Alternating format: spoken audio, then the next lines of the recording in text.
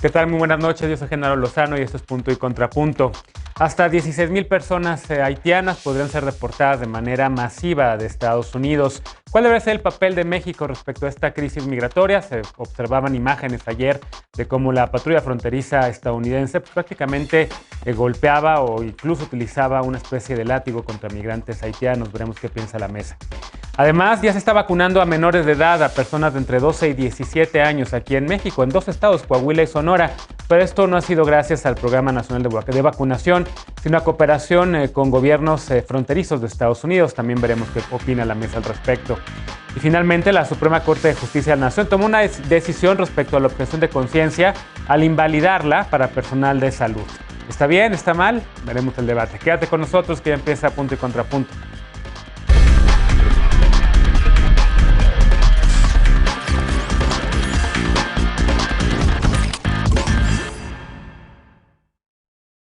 Quizás recuerdas que hace algunas semanas al menos 4 caravanas migrantes de Haití intentaron salir de Tapachula, Chiapas, y se reportó que fueron contenidas por la Guardia Nacional.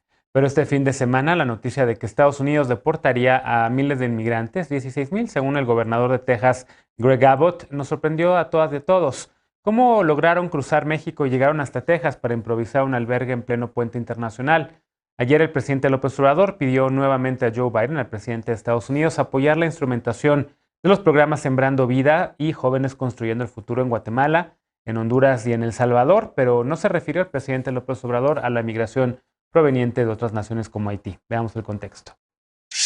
En las próximas 3 semanas, Estados Unidos espera deportar a 16,000 personas de origen haitiano que llegaron a ese país para solicitar asilo. El Departamento de Seguridad Nacional informó el sábado 6 medidas para contener esta nueva crisis migratoria registrada en Del Río, Texas, en la frontera con Ciudad Acuña, Coahuila. La primera fue cerrar el puente internacional que comunica ambas ciudades, bajo el cual las personas migrantes improvisaron un campamento. El Departamento de Estado informó que la mayoría será expulsada a Haití bajo el título 42, que permite a la Oficina de Aduanas y Protección Fronteriza detener, examinar médicamente y expulsar a migrantes si se sospecha que padecen enfermedades transmisibles como la COVID-19. El resto será enviado a México, Ecuador, Honduras, El Salvador y Guatemala, considerados por Estados Unidos como países de tránsito donde previamente residieron. Las y los migrantes llegaron a Estados Unidos a través de México, luego de cruzar hasta 11 naciones desde Sudamérica, a donde empezaron a llegar a partir de 2010, tras el terremoto que devastó Haití. El alto comisionado de las Naciones Unidas para los Refugiados atribuye la movilidad hacia el norte del continente al desempleo ocasionado por la pandemia. La Comisión Mexicana de Ayuda a Refugiados, Comar, informó que la llegada de personas originarias de Haití a nuestro país casi se triplicó durante 2020 al pasar de 5,000 a 13,000 solicitantes de asilo y que el sistema de solicitudes colapsó. El secretario de Relaciones Exteriores, Marcelo Ebrard, dijo este lunes que México no tiene inconvenientes en acoger a las personas originarias de Haití siempre y cuando respeten las leyes. Punto y contrapunto. Primer tema para discutir esta noche. Saludo con gusto a Estefanía Veloz, abogada y feminista. ¿Cómo estás? Buenas noches, compañeros, compañeras y compañeres. Saludo con gusto a Eder Guevara, fundador de Morena y antropólogo. ¿Cómo estás, Eder? Hola, querido Genaro, muy bien, gracias. Buenas noches a todas y todos. Hoy no es tu mesa, pero cambió el día con Alejandro Encinas. Me pidió el cambalache, Alex. Saludo también a Martín Vivanco, quien regresa a este espacio, abogado y militante de Movimiento Ciudadano. ¿Cómo estás? Bien. Hola a todas, todos. Y todes. Bienvenido. Todes. Y saludo a Laura Aro, ella es diputada federal por el Partido Revolucionario Institucional, el PRI. ¿Cómo estás? Muchas gracias, Genaro. Les saludo con muchísimo gusto y lista. Bienvenida. A ver, me quedo contigo, voy de atrás para adelante. ¿Cómo ves este problema, esta crisis que hay, digamos, en la frontera mexicana? El maltrato evidente que hemos visto por parte de la Guardia Nacional, por parte de elementos del Instituto Nacional de Migración mexicanos a migrantes centroamericanos, pero también haitianos, que se repite, incluso magnifica en la frontera con Estados Unidos. Más de 16,000 personas que no sabemos cómo lograron llegar hasta la frontera con Estados Unidos. Personas haitianas sobre las que México hoy tiene una responsabilidad. ¿Cómo lo ves? Mira, Genaro, creo que a todas luces, para todas las personas ha sido imágenes aterradoras, desgarradoras, y yo creo que este tema, el gran tema de la migración, tiene que verse desde una visión mucho más general y tenemos que hablar de veras de un esquema de cooperación internacional. Mira, es increíble y lo decíamos ya hace algunos días. cómo la Guardia Nacional se ha convertido en una violentadora prácticamente institucionalizada para agredir a nuestras hermanas y a nuestros hermanos, que hay que decirlo, dejan sus tierras y dejan sus territorios, sus familias, en busca de mejores condiciones y particularmente en el caso de nuestros hermanos haitianos, pues todos conocemos las enormes y las tremendas tragedias por las que ha pasado el pueblo haitiano y que hoy no podemos permitir bajo ninguna circunstancia la violación constante a los derechos, a sus derechos humanos.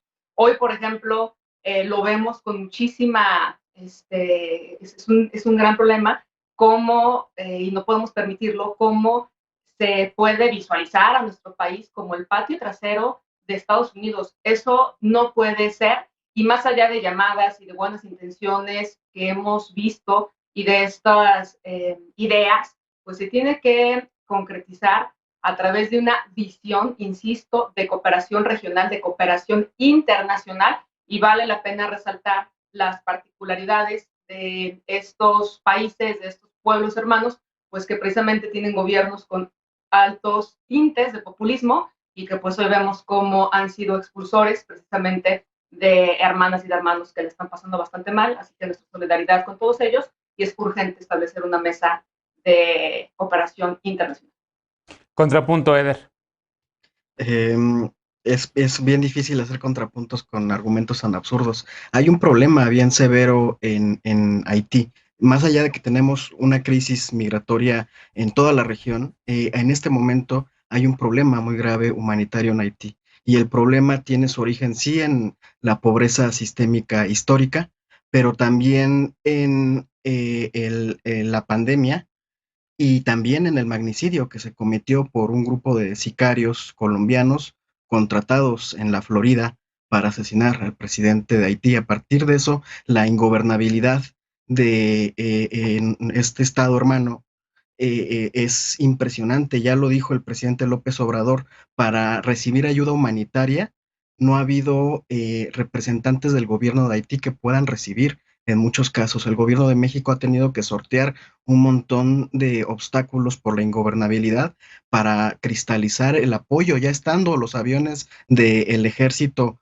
mexicano en Haití para entregar la ayuda y no se ha podido. Eso lo que está generando es que la gente, por la violencia que se genera, por el hambre que se genera a partir de toda esta crisis, pues empiecen a hacer estas oleadas masivas de migrantes haitianos. Es un problema de toda la región. El presidente López Obrador ha planteado la posibilidad de que Guatemala, que ha aceptado ser tercer país seguro, se puedan instalar ahí proyectos productivos para darles empleo y calidad de vida a los migrantes mientras se les puede recibir en Sí. Estados Unidos. Se ha empujado desde el gobierno de México. En la reunión de CELAC fue fundamental el tema de la cooperación para el desarrollo y una visión no militarista como nos tenían acostumbrados los sexenios anteriores, por supuesto los del PRI, que lo que recibían para resolver el problema migratorio eran armas de Estados Unidos y no recursos para generar empleos y para mejorar las condiciones de vida que en muy buena medida se deterioraron por la política exterior de Estados Unidos a América Latina y al Caribe. Martín, dice Eder que bueno, hay un cambio, digamos, en nuestra política migratoria, pero lo cierto es que también estas personas migrantes que pasan por territorio mexicano hemos visto abusos por parte de la Guardia Nacional y del Instituto Nacional de Migración, también con sanciones, evidentemente, a los casos que se han hecho públicos. Pronto sancionaron a estos agentes del Instituto Nacional de Migración, me parece que incluso fueron cesados de sus cargos por haber violentado a inmigrantes centroamericanos, pero es lo que nos enteramos, cuando hay una cámara, cuando alguien se entera. Lo que no sabemos seguramente son mayores casos de violaciones, mayores casos de violencia en contra de personas migrantes. Es un problema para México. Es un problema enorme y no creo que esto nada más sea de estos tiempos, de este sexenio. Decimos mucho y nos llenamos la boca siempre diciendo que hay que tratar con dignidad a nuestros migrantes, pero la verdad es que somos un país que degrada a los migrantes, que los discrimina, y creo que la actuación de la Guardia Nacional y del Instituto Nacional de Migración es solamente pues, la punta del iceberg de un problema muchísimo más profundo, ¿no? Y por supuesto que es un problema. Yo creo que el problema migratorio mundial, como lo está diciendo Eder, es un problema mundial, como lo está diciendo Eder. O sea, es una cuestión bajo la cual vamos a tener que aprender a vivir ya. O sea, no es una crisis pasajera. Las crisis, bueno, todo es pasajero en el mundo, pero esta no se va a solucionar de un día para otro. Llevamos mucho tiempo hablando de esto. Lo primero que hay que decir, yo creo que es qué decepción del gobierno de Biden, ¿no? Esta política es la continuación de lo de Trump, bajo el famoso título 42. Parecía al principio que iba a dar un giro y la verdad es que Biden ha seguido con lo mismo y después de las imágenes de estos últimos días, la verdad es que es vergonzoso y, y parece que está haciendo agua el gobierno de Biden ahorita, que tiene frentes por todos lados. Otra cosa, es lugar común ya decir es que le estamos haciendo el trabajo sucio a Estados Unidos. No sé en qué momento llegamos a eso, obviamente la política bilateral es muy compleja, pero si ya sabemos que nos vamos a enfrentar a esto y que ese es el trabajo que vamos a hacer por un acuerdo con Estados Unidos, ¿qué acaso no podemos cambiar la forma en tratar a los migrantes? Yo creo que sí, o sea, y es cuestión no nada más de o sea, canalizar recursos a Centroamérica, sino de cambiar políticas públicas y presupuesto aquí. Presupuesto y esta carta que envió el presidente Andrés Manuel López Obrador a Biden, pues desde la Alianza para el Progreso de 1960 de Kennedy para Latinoamérica, se ha intentado hacer lo mismo y seguimos con los mismos resultados. Entonces, la verdad es que no sé cuál sea, ¿no?, la resolución de este problema. Creo que vienen muchísimas cosas muy, pero muy graves que van a pasar.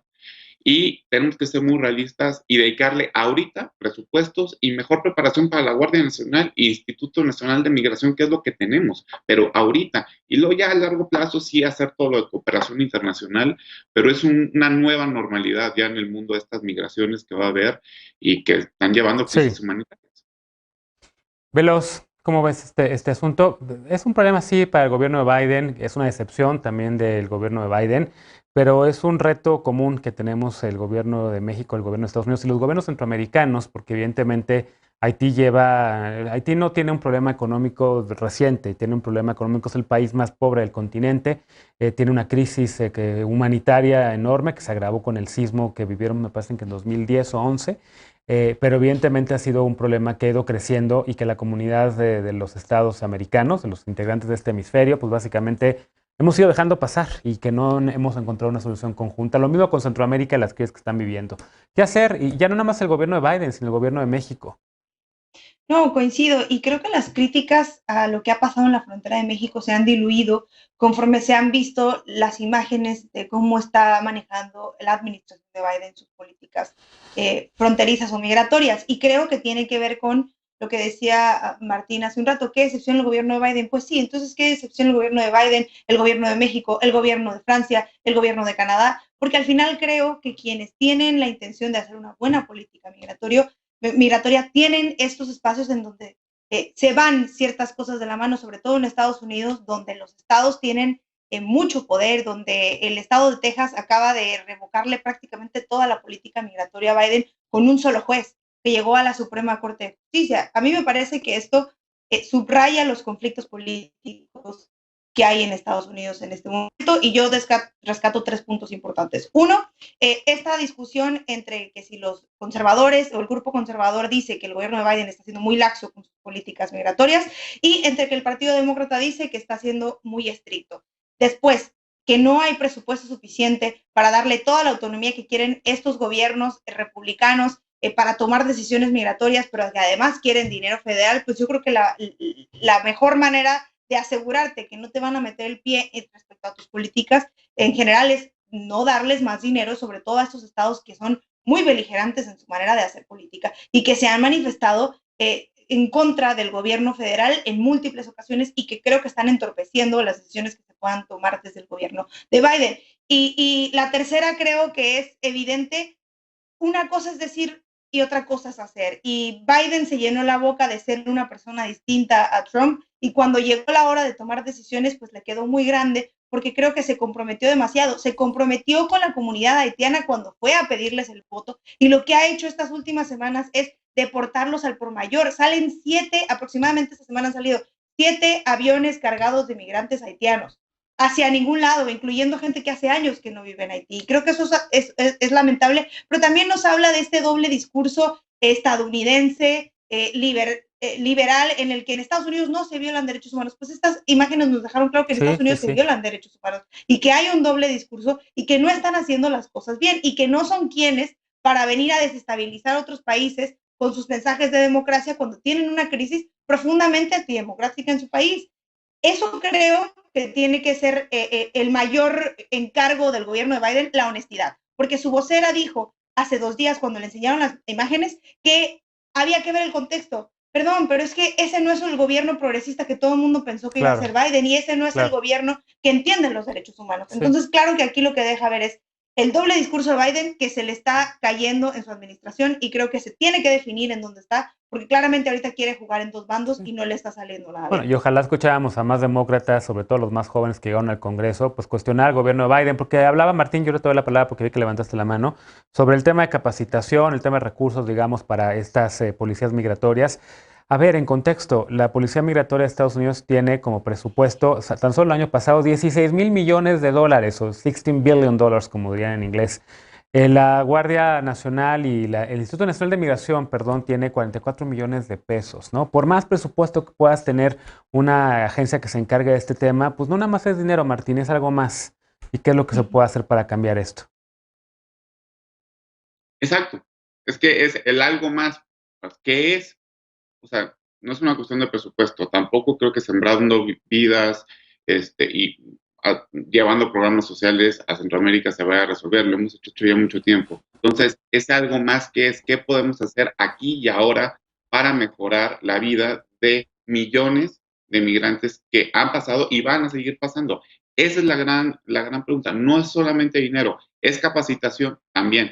Hay algo más, muchísimo más. Ahora, ¿qué tiene que hacer el gobierno de México? Porque aquí están y aquí van a seguir estando. Lo que está pasando ahorita en la frontera, o sea, en Coahuila, bajo el puente, pues están en territorio mexicano. Sí, completamente. Eder, levantas la mano rapidísimo porque tengo menos de un minuto, por favor.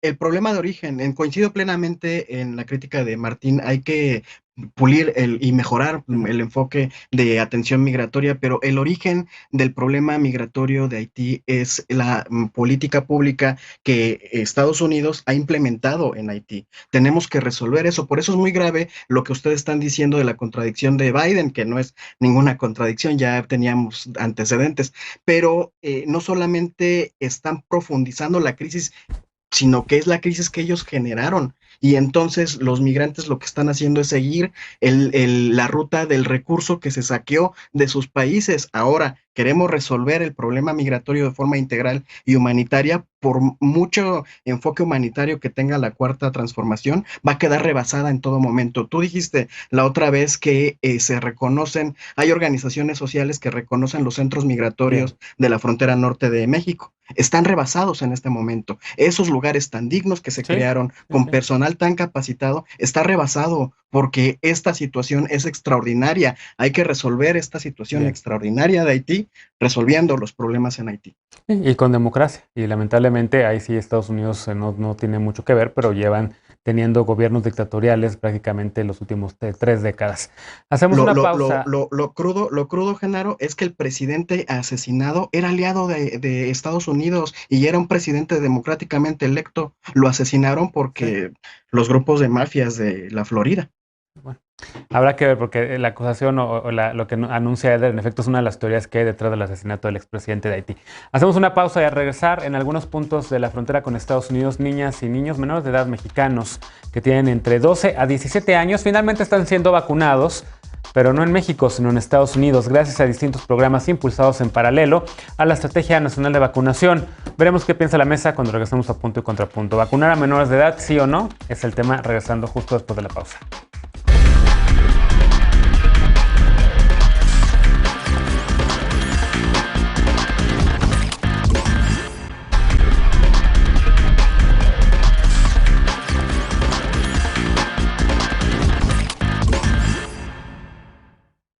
Estamos de regreso para el segundo bloque de la noche. Ayer se realizó la primera jornada de vacunación de niñas y de niños de 12 a 17 años en San Luis Río Colorado, Sonora. Según las autoridades municipales, es el primer municipio de México en tramitar la vacunación de menores de edad. gracias a una donación hecha por la Universidad de Arizona. El condado trasladó a las y a los menores hasta la ciudad de Yuma, donde se aplicaron 300 dosis a menores y 1.500 dosis a personas adultas. Otras dos entidades del país, ubicadas en la frontera con Estados Unidos, también han gestionado programas de vacunación para este sector de la población. El primero de ellos fue Coahuila, donde el gobierno estatal, el de Piedras Negras y el Consejo de la Industria Maquiladora de Exportación acordaron con el condado de Maverick, en Texas, aplicar la vacuna a 1,000 chicas y chicos cuyos padres y madres son trabajadores de empresas maquiladoras. Hoy también un grupo de menores de edad de entre 12 y 17 años se trasladaron desde Nuevo León a McAllen, Texas, para recibir la vacuna. Esto como parte del programa de vacunación transfronterizo que impulsa el gobernador electo Samuel García, quien ha encabezado una serie de caravanas de personas que viajan a Texas para vacunarse. El emesista dijo que con este programa vacunarán a unos 1,000 o tal vez 1,200 menores cada día hasta el 31 de octubre. Estas iniciativas, impulsadas por la industria maquiladora o por gobiernos locales, están o son más bien al margen del Programa Nacional de Vacunación contra la COVID-19. ¿Por qué? Porque hay que recordarlo. La semana pasada, el subsecretario de Salud, Hugo López-Gatell, dijo que la Organización Mundial de la Salud y otras agencias globales no han recomendado, se lo dijo, la vacunación generalizada contra COVID-19 para personas menores de edad y que 1 millón de niñas, niños y adolescentes con enfermedades crónicas podrán ser vacunados. Así lo dijo López-Gatell. A ver, empiezo ahora contigo, Martín, porque bueno, uno de estos gobernadores que se ha puesto, digamos, a buscar estos convenios ha sido el gobernador que acaba de entrar en Nuevo León, que viene de tu partido, Samuel García, y pues básicamente estamos empezando a ver ya los resultados, ¿no? Grupos de familias que viajan a la frontera para vacunar a sus menores de edad, porque aquí tienen que hacerlo con un amparo. Hay varias organizaciones y varios abogados y abogadas que están tramitando amparos para familias que quieran tener la vacuna para sus hijas o hijos menores de 18 años. ¿Cómo lo ves? Pues bien y mal, bien por los gobiernos estatales, bien por las empresas, bien por el sector privado, que ojo, no están actuando en solitario. Piden permiso a la Secretaría de Relaciones Exteriores, ¿no? Y la Secretaría les dice, sí, las empresas, por lo menos, han pedido a la Secretaría el permiso para hacer el cruce de la frontera y para que se vacunen. ¿Qué pasó? Es que coincide todo en la apertura de las escuelas y el regreso a clases. El 20 de agosto, si mal no recuerdo, es cuando la FDA autoriza el uso de la Pfizer, de la vacuna Pfizer, para menores de 12 a 17 años. En ese momento pues, empieza un plan de vacunación en Estados Unidos para ese grupo poblacional porque pues, están regresando presencialmente a las escuelas. La misma preocupación que se tiene allá, pues se tiene acá. Hay que hacerlo, yo creo que sí es necesario. Creo que lo que dice López-Gatell es una falacia enorme, en primer lugar, porque ahorita más o menos tenemos como 10 millones de vacunas de dosis completa que no hemos utilizado, o sea, que no le estás quitando la vacuna a nadie. Segundo, cuando regreses a las escuelas, obviamente los menores, que efectivamente pueden ser asintomáticos, etcétera, pues también son focos de contagio muchísimo más potentes. Y el tercer punto, no se nos olvide que el propósito de la vacunación no es individual, sino poblacional. Hay que ir poco a poco por grupos poblacionales para llegar a la inmunidad de rebaño. Esto no se ha logrado, ¿no? Llevamos menos de 61 millones de mexicanos que ahorita se han vacunado con 1 o 2 dosis. Entonces nos falta muchísimo. Y creo que sí hay un derecho de los menores a vacunarse. Por eso están ganando los amparos. Entonces, esta no es una estrategia desestabilizadora, sino que también los menores han padecido consecuencias enormes de la pandemia, desde el aislamiento social, el escolar, muchísimos padecimientos mentales, y además, pues quieren proteger su salud y la de los demás, porque ya están regresando a la escuela.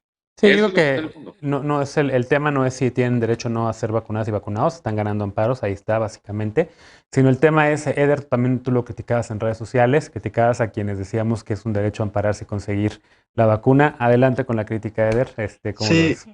A ver, me parece legítima la preocupación. Todo el mundo estamos preocupados y preocupados. Ya está inmunizada todas las personas adultas mayores. Ahora la prioridad tiene que ser la infancia. Y justo porque es la prioridad, creo que, a ver, si algo ayudó en México para que la mayoría de la población confiáramos en el proceso de vacunación, además de que hay un buen momento de politización, de concientización de la ciudadanía, si algo ayudó fue el consenso científico.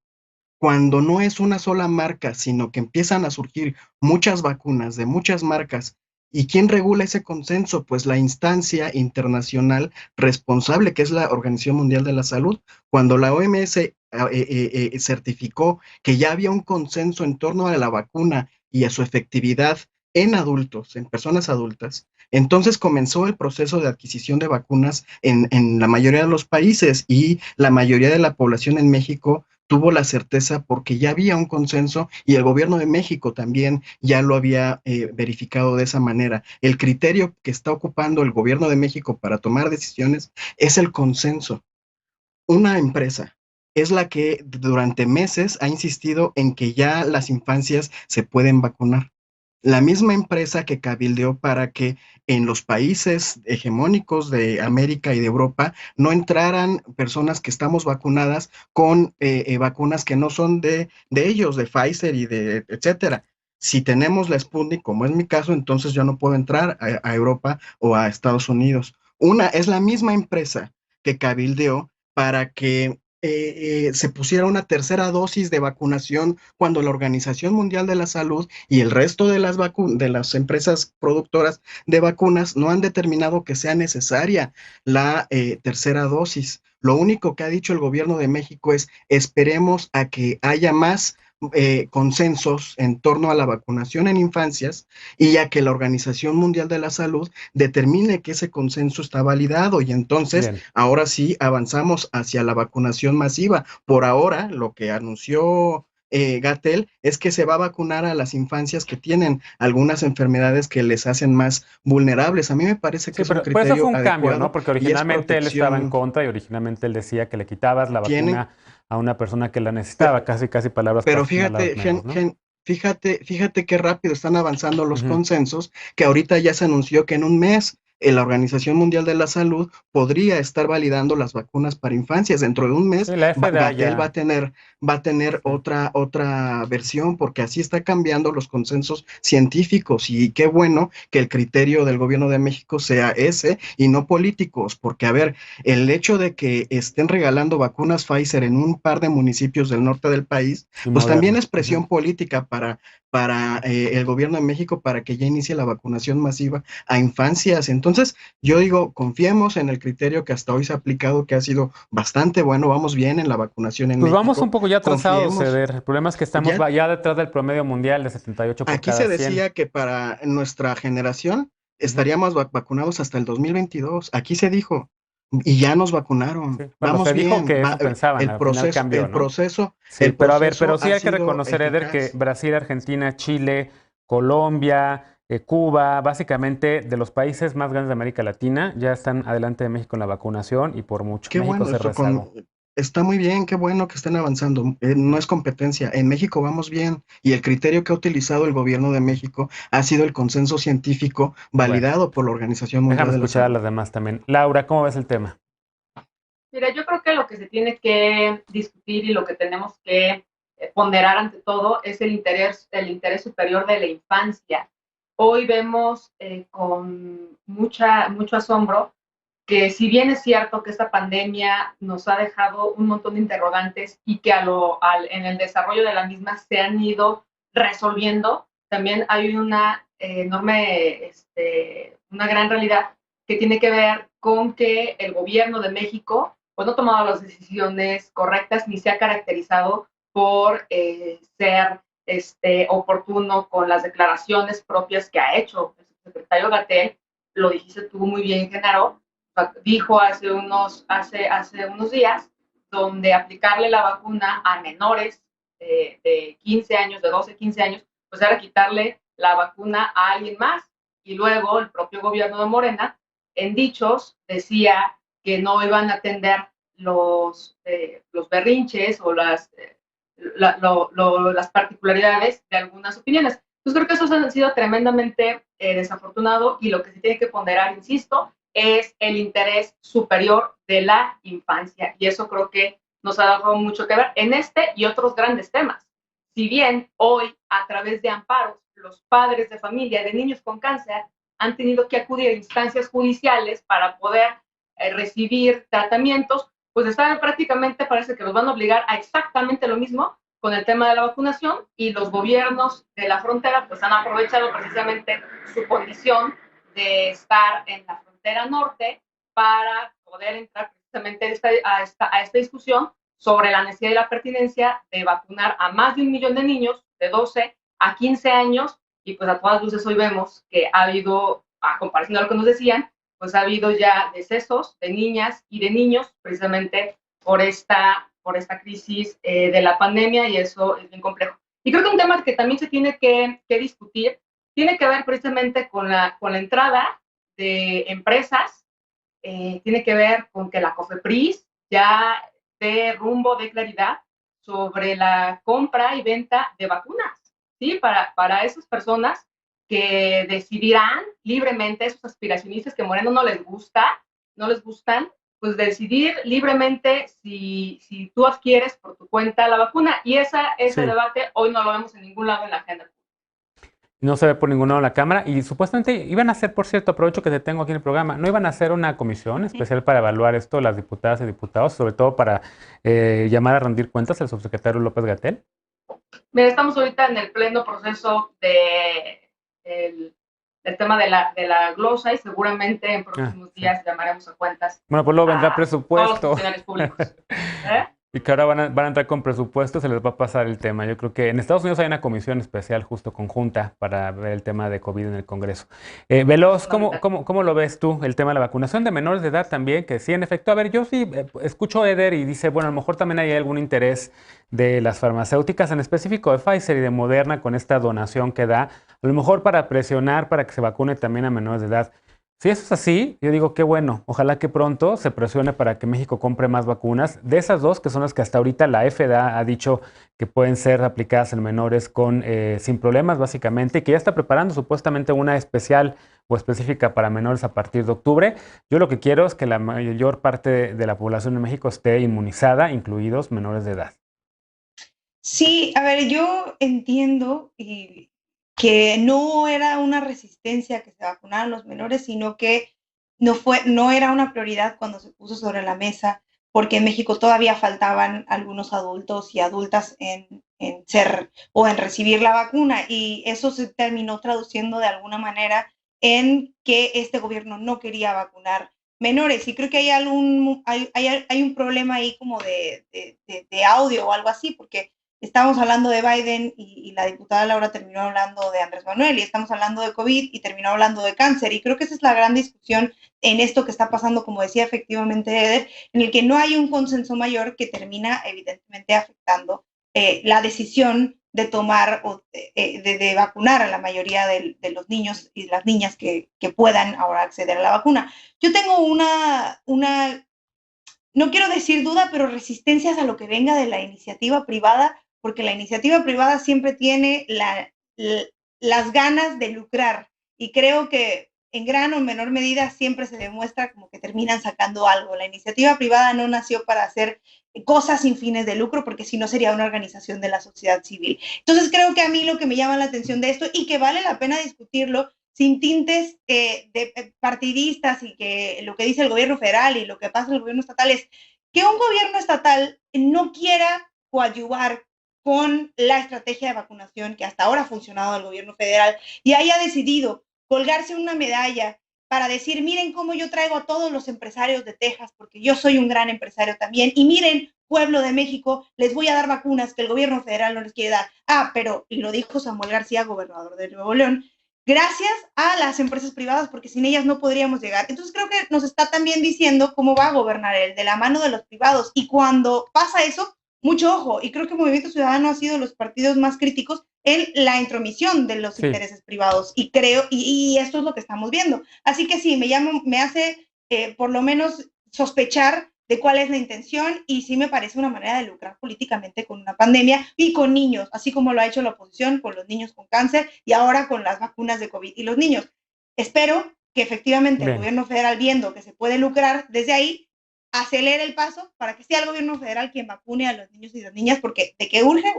Bien, vi mano levantada de Martín, Laura y Eder, a ver si nos da tiempo en ese orden. Adelante, Martín. Bueno, si lucrar políticamente es salvar vidas, pues ¿dónde me apunto? Porque yo también voy a lucrar en el momento que pueda lucrar, porque sí están salvando vidas. ¿no? Y creo que lo que está haciendo Samuel, que todavía no es gobernador apenas electo, pues... Él no se ha enterado. Es encomiable. No, sí está enterado. Y créeme que lo está haciendo muy bien y ojalá que lo siga haciendo. Y qué bueno que lo haga porque está salvando vidas y está protegiendo a gente de contagio. Eso es lo primero. Segundo, la COFEPRIS, eso del consenso científico tiene toda la razón, pero COFEPRIS ya aprobó la Pfizer para adolescentes y lo aprobó desde el 24 de junio. Entonces, pues, si el máximo órgano que puede hacerlo en México y que depende del subsecretario ya lo hizo, bueno, pues hay un consenso. La otra, esto a lo mejor no va a... Rápido, porfa, porque tengo que darle la voz también a los demás. Sí. Bueno, sí, ya. No, dame la razón, me ibas a dar la razón. Laura, adelante, por favor, porque nos queda, de verdad, ya estamos arriba del tiempo. La verdad es que, bien rápido, creo que para los replicadores del mensaje de Morena, los que el audio no sirve es para ellos, porque yo comencé precisamente mi intervención diciendo que lo que tenía que ponderarse era el interés superior de la infancia. Y en ese interés superior, evidentemente, tenemos que hablar de la grave crisis, la enorme crisis por la que están pasando las y los niños con enfermedades catastróficas, como lo es el cáncer. Sí hay que hablar de eso, sí hay que discutir de eso, porque si bien quien ha hecho el mayor uso político de la vacunación han sido precisamente los de Morena. Simplemente antes del proceso electoral del 6 de junio, aumentaron al doble o al triple el esquema de vacunación. Dime tú si eso no es politizar la vacuna. Los anuncios. Y finalmente, Eder, y 20 segundos de verdad tienen que cortar porque si no nos mata el productor. La COFEPRIS permitió, o más bien validó las vacunas que se compraron en México antes de que tuvieran el consenso de la Organización Mundial de la Salud. Cuando tuvo el consenso se empezó a vacunar. Si estamos de acuerdo, el interés superior es el de las infancias. Lo que queremos es que las infancias vivan integralmente, vivan bien. Entonces esperemos a que la Organización Mundial de la Salud nos dé luz verde. ¿Para qué arriesgamos? Y todavía ni siquiera están concluidos. Hay autonomía de los países. Y ni siquiera es que vacunamos en cuanto llegó el primer lote, ¿eh? O sea, salieron del aeropuerto en diciembre del año pasado y luego ya había el consenso, pero ya había el consenso de la Organización Mundial de la Salud, pero antes pasó por la COFEPRIS. De hecho, se tardaron como un mes porque Estados Unidos bloqueó la exportación. Han sido aprobadas por la COFEPRIS o dadas de alta por COFEPRIS y luego ya se traen y todo el proceso, pero el que estén aprobadas por una instancia gubernamental del Gobierno de México no implica que haya un consenso global sobre el tema. El consenso global lo regula la Organización Mundial de la Salud. Esperemos a que ellos nos den luz verde, es por la salud de las infancias. Bueno, hacemos una pausa y al regresar la Suprema Corte de Justicia finalmente invalidó la objeción de conciencia médica y con ello garantizó que el respeto a los derechos humanos no se vean limitados. Así lo dijo en especial uno, el derecho a interrumpir un embarazo. Regresamos con ese tema punto y contrapunto, no te vayas.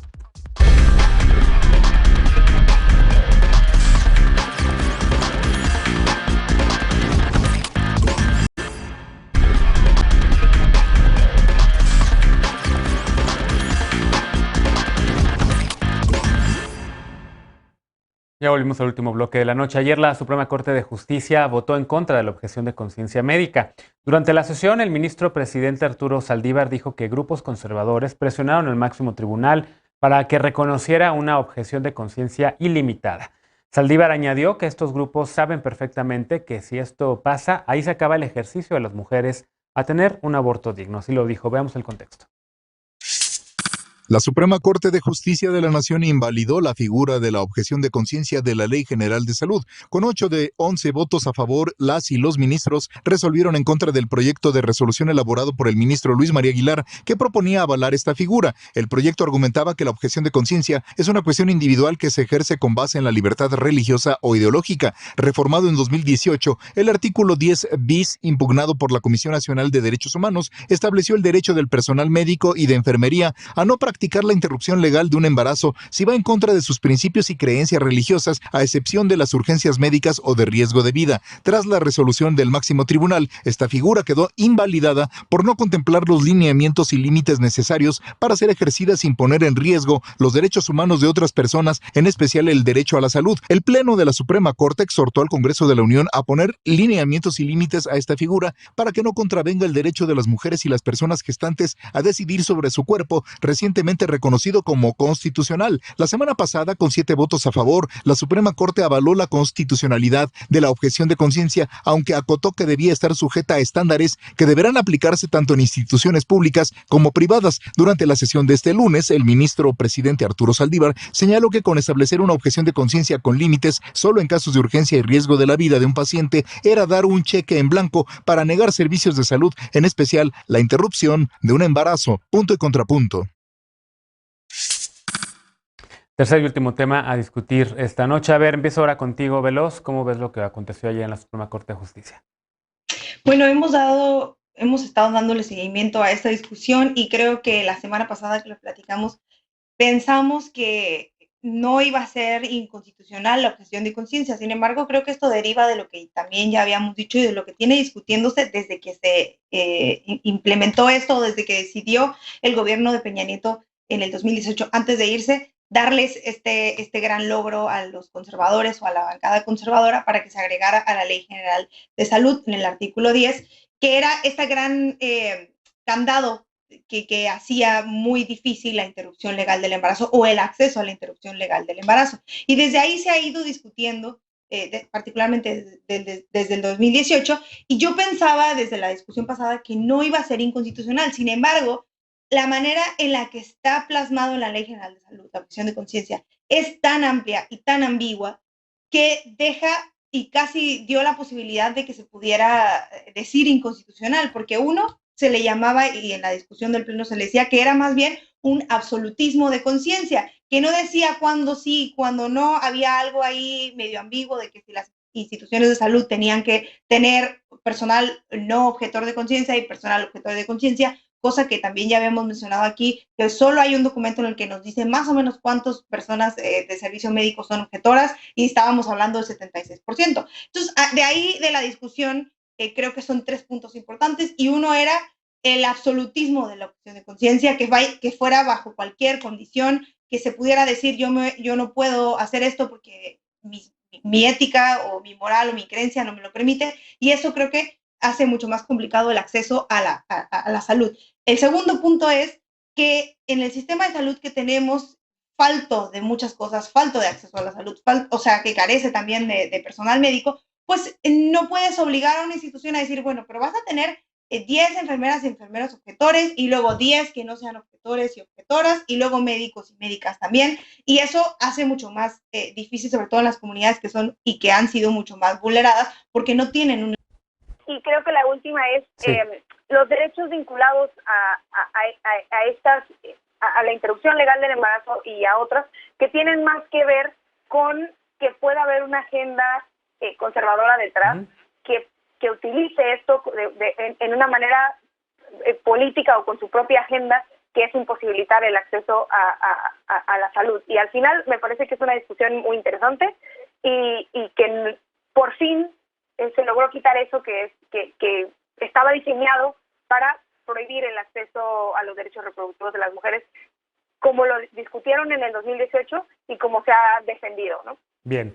Laura, ¿cómo lo ves? ¿Qué opinas de toda esa discusión? Creo que no te tocó a ti la semana pasada participar sobre este tema. No, pero creo que es un tema a todas luces bien interesante, y qué bueno que hoy está ya en la discusión de lo público, y bienvenido el debate que seguramente llegará en próximos días a Cámara de Diputados. A ver, ¿qué decir con toda la responsabilidad? Que la libertad y los derechos de las personas no pueden estar sujetos bajo ninguna circunstancia a alguna visión dogmática o moral. Y yo creo que la discusión precisamente de esta declaración, esta resolución de la Suprema Corte, tiene que ver desde una visión institucional. La verdad es que la objeción de conciencia tiene demasiada y un sesgo totalmente subjetivo. Y si bien aquí lo que debe de ponderarse y lo que debe de respetarse a todas cosas son las garantías individuales, los derechos, las libertades, también existe el derecho y la libertad de creencias, pero eso no puede mezclarse bajo ninguna circunstancia desde una visión clínica y desde una visión de salvaguardar y de salvaguardar las vidas de muchísimas personas. A mí hay un dato que me parece bien revelador y creo que para la reflexión de las familias que hoy nos estarán viendo, tiene que ver justo con lo que la Organización Mundial de la Salud estima, que el 13% de las muertes maternas a nivel global han sido derivadas por una práctica insegura del aborto, y en América Latina el 19.5% de las mujeres en edad reproductiva se practica abortos inseguros, que creo que por ahí se vertió la resolución del máximo tribunal de justicia de nuestro país. Entonces tiene que ver justo con que esto no puede ser una visión particular de una persona, de un doctor, de un médico, de una doctora, sino que tiene que ver desde una visión institucional, y creo que por ahí debe de versar la discusión que tendremos en próximos días en Cámara de Diputados. Insisto, las libertades y los derechos por encima de cualquier visión dogmática. La libertad y los derechos por encima de cualquier... A ver, Martín dice que no le va a dar la voz a Eder, pero como voy a Martín ya ir reaccionando, adelante, Martín. Es que no, de eso no se trata la discusión. La Corte dijo y lo repitió muchísimas veces ayer y hoy, la objeción de conciencia es un derecho fundamental, es un derecho humano. Lo que hizo la Corte fue enmendarle la plana legislativa porque dijo, ojo, existe el derecho fundamental, pero está mal regulado. Eso es lo que pasó. A ver, la objeción de conciencia es la negativa de una persona a cumplir con un deber jurídico que emana obviamente de una norma o una ley, y lo hace esa negativa porque tiene una convicción ética, moral o filosófica tan arraigada que es constitutiva de su propia identidad. O sea, no es una cuestión dogmática, es una cuestión mucho más profunda, y eso se reconoce en el ordenamiento jurídico. Lo que pasa es que en el 2018 hubo una reforma a la Ley General de Salud, al artículo 10 bis, en donde dicen, bueno, en el caso médico, el personal médico puede objetar conciencia, pueden ser objetores de conciencia, solo en los casos de urgencia o cuando la vida de la paciente o del paciente esté en riesgo. Lo que la Corte dijo, no. Estas excepciones son límites muy vagos, como decía Estefanía, o no están claros, y lo que hace es poner en riesgo otros derechos. Pero eso no significa que se nulifica el derecho a la objeción de conciencia, sino que hay que equilibrarlos y que debe de respetarse muchísimas cosas para que efectivamente sea un objetor de conciencia, por así decirlo, real, que venga de una convicción que realmente sea constitutiva. Lo que mandató la Corte es declarar inconstitucional ese precepto y le dice al legislativo, regula bien, haz la ley bien, redáctala bien, para que las excepciones no sean obstáculos para otros derechos. Por ejemplo, la interrupción del embarazo. Porque en la interrupción del embarazo no es nada más que estés en contra o que tú creas que la vida nace desde el momento de la concepción. Es mucho más profundo. Hay discriminación, hay prejuicios, hay un montón de cosas que confluyen, que esos sí son violatorios de derechos humanos. Eso es lo que no se puede alegar en favor o encubiertos por la objeción de conciencia. Bien. Y finalmente, Eder, ¿cómo ves este tema? Sí, me gusta mucho que la Suprema Corte de Justicia esté empujando temas tan relevantes y que profundizan todo lo que está sucediendo en temas de derechos sociales, y que tengan toda la libertad para poderlo hacer, aunque haya grupos de presión que están afectados en sus intereses y se manifiestan, pero ya nada impide que la Suprema Corte de Justicia delibere en libertad y decida en libertad. Eso me gusta. Hay un tema que me preocupa mucho y que tiene que ver, sí, con la objeción de conciencia, con el dogma. Efectivamente, cuando se trata de servicios, sobre todo servicios médicos o de educación, también valdría la pena ahí cuestionar el tema. No se vale ser objetor de conciencia porque está en riesgo la decisión de una mujer sobre su cuerpo, no solamente su vida, sino su salud integral. Sin embargo, sí veo yo una posibilidad de conflicto social si no aprendemos a dialogar entre las distintas visiones, porque aunque yo estoy completamente de acuerdo con el derecho de las mujeres a decidir sobre su cuerpo, sí me pongo a pensar en las personas que por un dogma de fe, que ustedes saben, un dogma es algo sagrado, es intocable, les rompe su realidad cuando les revienta su dogma de fe. cuando el Estado les está imponiendo una dinámica que es contraria a ese dogma de fe, lo que sucede es que se radicalizan. Entonces tendríamos que establecer mecanismos para comunicarnos con ese sector y para poder explicarles por qué es importante, por qué son importantes estas decisiones que el Estado mexicano a través de su Suprema Corte de Justicia está tomando, y que se pueda establecer canales de diálogo, porque si hay un tema que divide a la comunidad, que divide a las colectividades, incluso al interior de Morena tenemos ese problema, es el tema del aborto, y tenemos que encontrar formas de dialogar entre diferentes posturas para al menos distensar el nivel de conflicto, porque sí me da miedo la posibilidad de que la ultraderecha, sintiéndose acorralada, se vaya a radicalizar. Acordémonos que el tema del PIN parental, apoyado por Movimiento Ciudadano y por el PRI en Nuevo León y en Aguascalientes, es una medida que impulsaron los colectivos Provida, el Yunque, todos estos colectivos de ultraderecha que últimamente han quedado muy exhibidos públicamente, que están siendo derrotados con argumentación y con leyes y con medidas de la Suprema Corte de Justicia, pero insisto, si no encontramos formas de diálogo, se pueden ver acorralados o sentirse acorralados y se pueden radicalizar, y eso a mí me preocupa mucho.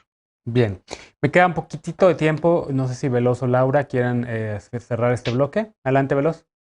Sí, que creo que más allá de la radicalización o de las decisiones que puedan tomar los grupos conservadores, que la Corte se pronuncie, que la Corte dé estos lineamientos, que la Corte diga lo que es constitucional y lo que no es constitucional, creo que imposibilita la estrategia que han querido implementar los grupos conservadores desde hace mucho, porque los grupos conservadores no solo se concentran afuera de los congresos locales, los grupos conservadores cabildean y meten su agenda, y así lo hicieron para meter la objeción de conciencia en la Ley General de Salud, así lo hicieron para defender la vida desde la Constitución en las constituciones, y esto les frena la estrategia que tenían cocinando desde hace mucho tiempo, una estrategia bastante cara, y por eso celebro que sea la discusión desde la Suprema Corte, porque les pone un tope.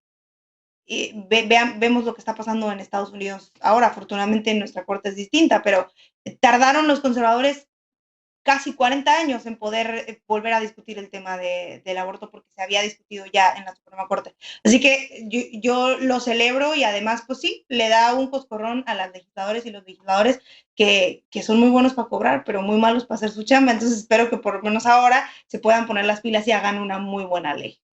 Bien, bueno, pues vamos a darle siguiente también a ver qué ocurre. Laura, te oigo. ¿Te queda el saco? Sin duda será un tema que tengamos que discutir y dialogar, más allá de las decisiones radicales, ¿no? Y en este caso, más allá de cualquier situación, que podamos verlo desde, y yo lo vuelvo a repetir, desde una visión dogmática, tiene que discutirse en una visión institucional, y no tengan duda que en esta legislatura discutiremos ampliamente todos y cada uno de los temas. Y bueno, pues ahí quien ha radicalizado las discusiones en el Congreso, Palma, pues han sido los partidarios de Morena. No discute, han utilizado el Congreso como una aduana de trámite, pero bueno, para eso estaremos ahí muy, muy pendientes y con toda responsabilidad para hacer la chamba que nos corresponde por México. Por cierto, te lo pregunto porque pues vas a tomar esa decisión. ¿Tú estás a favor del derecho a decidir? Sí, claro. Bien. Sin duda. Y creo que Martín tenía... Todas. Bien, porque te lo pregunto porque uno nunca sabe en el PRI, y el PRI junto con el PAN impulsaron 16 reformas constitucionales para proteger la vida desde la concepción, pero tú eres, al parecer, entonces, de una generación nueva de priistas. Somos un partido de centro-izquierda, y así lo dicen nuestros estatutos, nuestra declaración de principios, y bienvenida a la discusión. Sí, en 2006 se declararon socialdemócratas, pero el problema es que no actuaron como socialdemócratas, sino como de democracia cristiana. Hoy el presente es diferente. Con el tema de la vida, ¿no? Pero bueno. Hoy el presente es diferente. Bien. Martín, que creo que sí, nada más que no van a tener que trabajar tanto. La Corte les va a decir exactamente lo que tienen que poner en la ley. Entonces nada más es una cuestión de que ahora sí que copiar y pegar. Va a ser un tema regulatorio. Y aprobar. No es que no. Es un tema regulatorio. Sí, la única es que hagan un fraude a la ley. La única es que hagan un fraude a la ley y que, como siempre, pidan prórroga y prórroga y prórroga y nunca lo discutan. Como ha pasado con marihuana, por ejemplo. Con la marihuana. Eso sí lo pueden hacer. Un tema. Entonces, el compromiso que se debería hacer es no pedir la prórroga. Bueno, Laura ya dijo que ella está comprometida con el tema y que ella va a participar, digamos, Yo en estoy a eso, favor ¿no? de las libertades, Bueno, de toda la vida.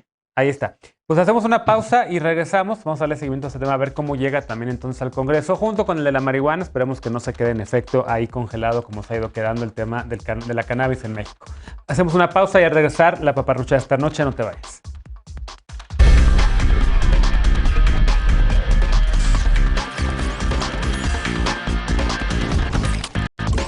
Informa los sucesos que están siendo noticia. Se mantienen abiertos albergues para las familias que resultaron afectadas en el Cerro del Chiquihuite. Ketsi Valdés. Este es uno de los albergues en donde, pues como bien lo menciona, se les está brindando apoyo. Noticias MX con Enrique Campos. Lunes a viernes, 2 de la tarde. Foro TV.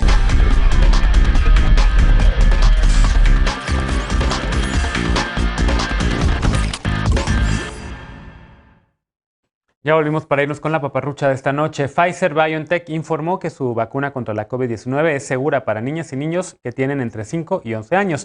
Eso es lo que dice la farmacéutica. El laboratorio informó los resultados de la segunda y penúltima fase del ensayo que realiza para que la Administración de Medicamentos y Alimentos, la FDA, apruebe su uso para este sector de la población en Estados Unidos. En esta fase se aplicó la tercera parte de la dosis que reciben las personas adultas a 2.268 niñas y niños en Estados Unidos. La farmacéutica reportó que la reacción inmunológica fue similar a la registrada por quienes tienen más de 18. En cuanto a los efectos secundarios, en general también son comparables a los de las personas adultas vacunadas según el reporte. Inmunizar a las y a los niños y niñas más pequeños ha sido una demanda constante. En México, la Secretaría de Salud tiene registrados 115,000 contagios ambulatorios activos entre personas de 0 a 14 años. Es decir, los casos existen y son muchísimos. Desde junio, la Comisión Federal para Protección contra Riesgos Sanitarios, COFEPRIS, lo decíamos hace rato, autorizó la aplicación de la vacuna Pfizer a la población de 12 a 17 años, pero el subsecretario de Salud, Hugo López-Gatell, dijo que vacunar a las infancias quitaría la oportunidad a casos de mayor riesgo entre personas adultas. Luego reculó, como ya también lo platicamos en el programa. En Estados Unidos, desde mayo pasado, inició la vacunación para los mayores de 12 años. Muchas familias aquí en México han viajado con recursos propios para vacunar a sus hijos o bien han interpuesto demandas de amparo para que reciban la vacuna aquí en México.